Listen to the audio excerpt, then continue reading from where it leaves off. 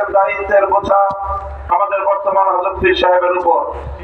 মুফতি ফজলুল হক আমিনী রহমাতুল্লাহ আলাইহি সহ আকাবিরদের দায়িত্বের বোঝা আমাদের ভাই মাওলানা মুফতি সাখাওয়াত হোসেন রাজীর কাঁধে। এমনি ভাবে আমরা বর্তমান প্রজন্ম আমাদের পূর্বসূরীদের রেখে যাওয়া একটি সুন্দর প্ল্যাটফর্মের উপর আজকে আমরা দাঁড়িয়ে আল্লাহর দ্বীনের কাজ করার সুযোগ পেয়েছি। কাজে এই জায়গা থেকে আজকের এই জাতিকে যদি আমরা নেতৃত্ব দিতে, যথাযথ দিক নির্দেশনা দিতে যদি আমরা ব্যর্থ হই, তাহলে আমাদেরকে অনেক বড় মাসুল গুনতে হবে দুনিয়াতেও এবং আখিরাতেও। আমি আজকের যে জাতীয় চাহিদা, বিশেষ করে সারা বাংলাদেশের সকল ধর্মপ্রাণ শুধু নয়, যারা ধর্মকে ভালোবাসে অন্তত তারাও ইসলাম প্রেমী সকল মানুষের অভিন্ন চাহিদা হলো ইসলামী নেতৃত্ব তারা ঐক্যবদ্ধভাবে জাতির সামনে অগ্রসর হোক, জাতির সামনে উপস্থিত হোক। আমি আমার দীর্ঘ যে পর্যবেক্ষণ বাংলাদেশের ধর্মীয় এবং রাজনৈতিক অঙ্গন নিয়ে, সেটা আমি দেখি যে বাংলাদেশে আমরা আলহামদুলিল্লাহ ইসলামিক দৃষ্টিকোণ থেকে আমাদের পার্শ্ববর্তী উপমহাদেশের অন্যান্য দেশের তুলনায় আমরা অনেক সহনশীল একটা জায়গায় রয়েছি। আমাদের বাংলাদেশে ইসলামপন্থীদের মধ্যে পারস্পরিক ঈমান এবং কুফরের কোনো ইখতিলাফ নেই, মতবিরোধ নেই, যেটা আমাদের পার্শ্ববর্তী দেশগুলোতে রয়েছে। সেখানে শিয়া সুন্নির মতো জটিল বিরোধ রয়েছে। এরপরও সেই সকল দেশগুলোতে আমাদের উলামায়ে দেওবন্দ তারা নেতৃত্ব দিয়ে সেই শিয়া সুন্নি সহ অন্যান্য বাতিল পন্থীদেরকেও বৃহত্তর ঐক্যের মধ্যে তারা তাদেরকে সামিল করে জাতির সামনে ঐক্যবদ্ধভাবে নিজেরা উপস্থিত হয়েছেন।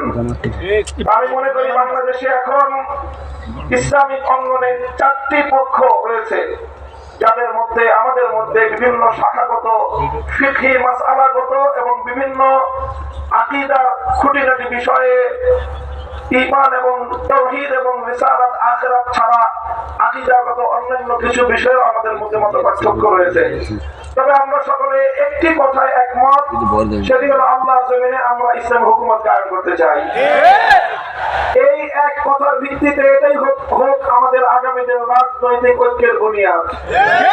যারা আল্লাহর জমিনে কোরআনী শাসন কায়েম করতে চায়, তারা আমরা আগামী দিনে একটি ব্যালট বাক্স নিয়ে জাতির সামনে আমরা এক মঞ্চে হাজির হব।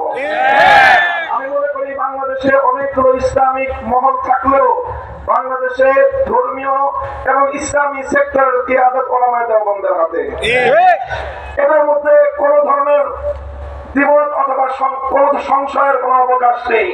বাংলাদেশে যদি 4 লক্ষ মসজিদ থাকে, 3.5 লক্ষ মসজিদের ইমামতের এবং মিম্বারের দায়িত্ব উলামায়ে দেওবন্দের হাতে।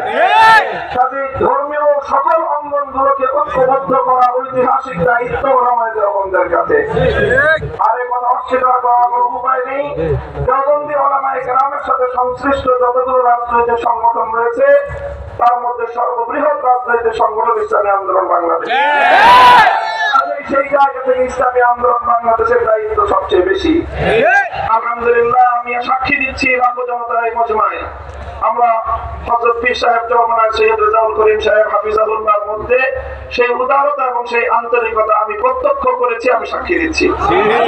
এজন্য আমরা আশাবাদী আগামী দিনে ইনশাআল্লাহ আমাদের ঐক্য প্রতিষ্ঠিত হবে ইনশাআল্লাহ। এজন্য আমাদের যে কথা আমরা একমত, সেটা হলো আগে আমাদের উলামায়ে দেওবন্দের নেতৃত্বে যে সকল রাজনৈতিক সংগঠনগুলো পরিচালিত হচ্ছে, আমরা আমাদের মধ্যে আমাদের ঐক্যকে আরো সংহত এবং মজবুত করব। ইতিমধ্যে আমির হেফাজত আল্লামা শাহ মুহিবুল্লাহ বাবুনগরী হাফিজাহুল্লাহর পক্ষ থেকেও আমাদেরকে সকল সংগঠনকে এই দাওয়াত দেওয়া হয়েছে।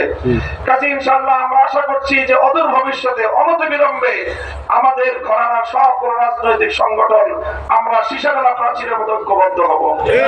এরপরে বাংলাদেশে অপর 3টি ইসলামী ধারাকেও রাজনীতির ক্ষেত্রে আল্লাহর জমিনে ইসলামী হুকুমত কায়েম করার জন্য তাদেরকেও আমরা তাদের কাছে দাওয়াত নিয়ে যাব ইনশাআল্লাহ।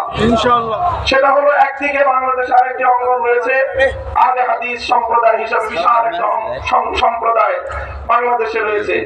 আমার যতদূর জানা তারাও এই বিষয়ে বর্তমানে অতীতের যে কোনো সময়ের তুলনায় উদার দৃষ্টিভঙ্গি লালন করছেন। ডক্টর আসাদুল্লাহ গালিব এবং মাওলানা আব্দুর রাজ্জাক বিন ইউসুফের নেতৃত্বে আহলে হাদিস ভাইরা তারা রাজনৈতিক অঙ্গনে ওলামায়ে উম্মতের সাথে ওলামায়ে দেওবন্দের সাথে ঐক্য করার জন্য তারা প্রস্তুত রয়েছেন।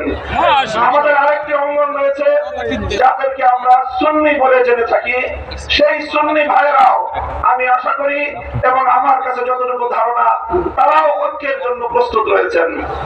তৃতীয় যে আরেকটি গ্রুপ রয়েছে জামায়াতে ইসলামী বাংলাদেশ, যারা দীর্ঘদিন ধরে রাজনৈতিক অঙ্গনে আল্লাহর জমিনে আল্লাহর আইন বাস্তবায়ন করার স্লোগান নিয়ে যারা কাজ করছেন, তাদেরকেও আমরা উদাত্ত আহ্বান জানাবো এবং তাদের কাছে আমরা দাওয়াত নিয়ে যাব।